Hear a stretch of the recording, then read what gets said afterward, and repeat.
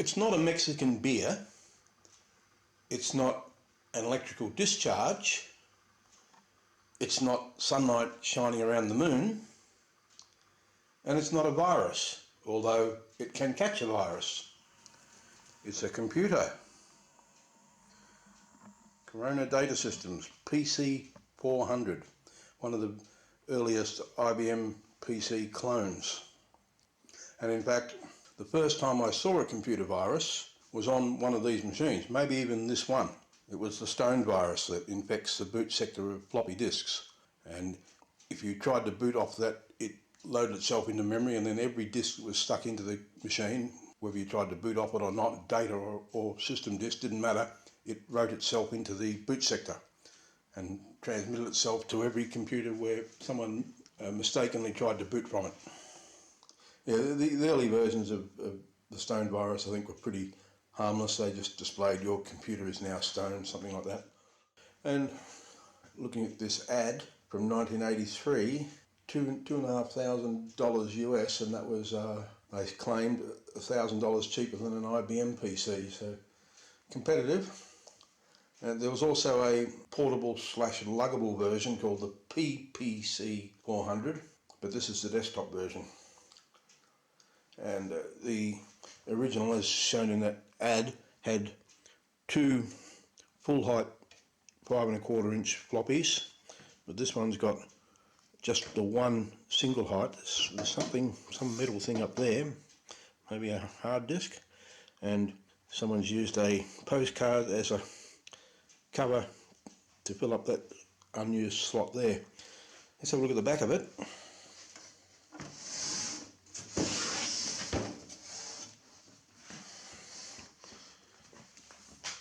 We got power, fuse, reset. It's also missing a foot. Power in, parallel serial ports, video that goes to the monitor that's sat above, and fan and some slots for I/O boards to come out. Though you don't need many of them because the motherboard has most of what you want. All this stuff's built into the motherboard. Okay, let's lift the lid off. Oh, and one other interesting thing about this, made in USA. I mean, most computers these days are made in China. This one was made in the USA, which is completely opposite to its biological namesake, although some people will try and tell you different. Just thought that was humorous. Alright, let's have a look inside.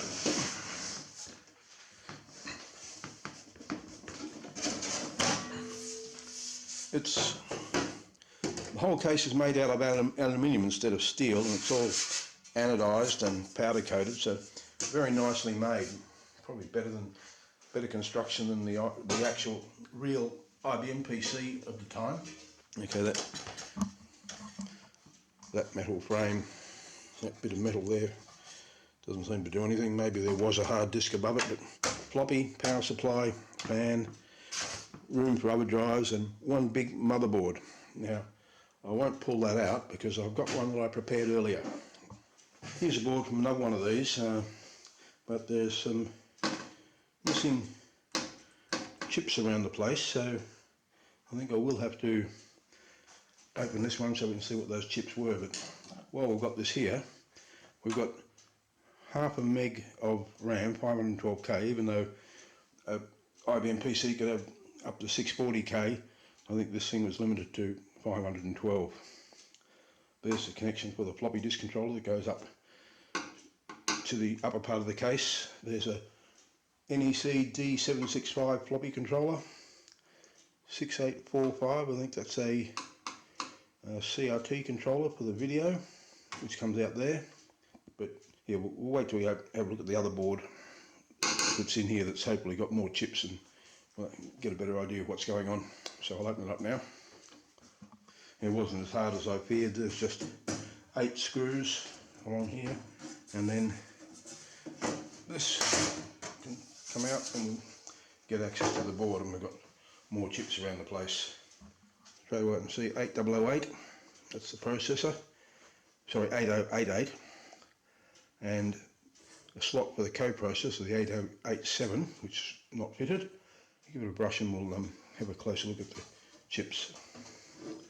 The labels are faded on a lot of these chips, so it's hard to make out what they all are, but just we've got the 8088 processor, socket for an 8087 coprocessor, 6845 CRT controller, 8259 programmable interrupt controller, 8253 programmable interval timer, 8237 direct memory access controller. The one above it I think is an 8255 parallel I/O port thingy, 24 bits of I/O. 8250 I believe is a serial UART ROM BIOS, and apparently IBM sued Corona for copying their IBM PC BIOS.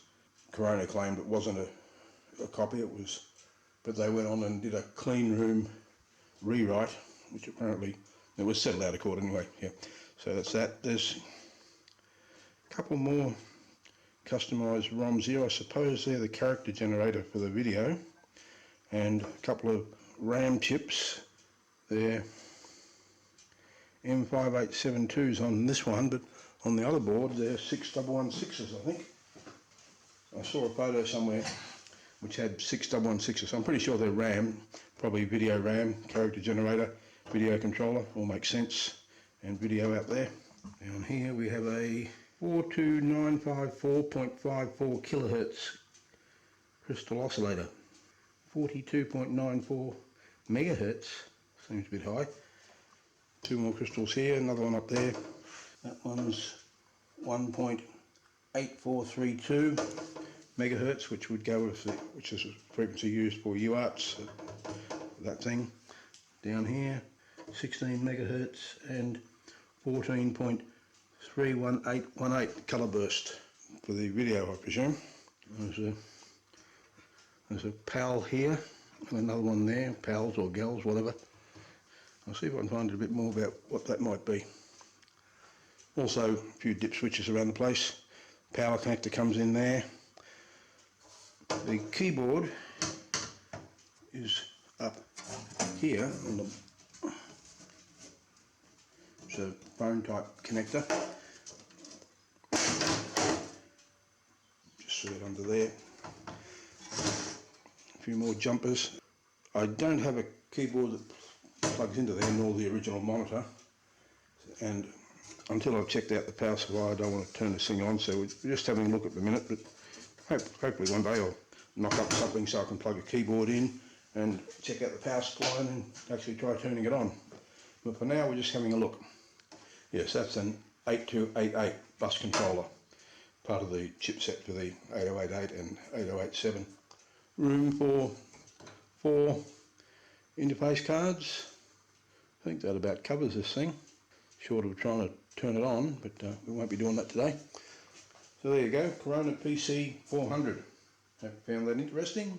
Please like and subscribe, and catch you later.